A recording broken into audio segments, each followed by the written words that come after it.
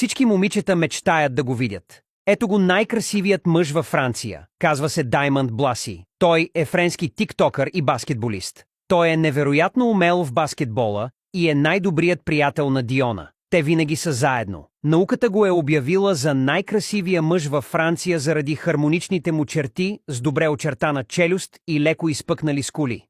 Пленителните му очи имат живи, наситени цветове, като синьо-зелено и на моменти интензивно кафяво. Всички момичета са лудо влюбени в него заради естествената му красота и висок ръст. Кожата му е сияйна, независимо дали е с тен или без, с мека и добре поддържана текстура. Може да има светла брада или гладко обръсната челюст, в зависимост от стила му. Косата му е гъста и внимателно оформена, независимо дали е къса и модерна или по-дълга за романтичен вид. Модният му стил е невероятно шик. Той е много спретнат, защото се грижи много за себе си. Освен това е много богат. Носи часовници и веришки на стойност 3 милиона евро.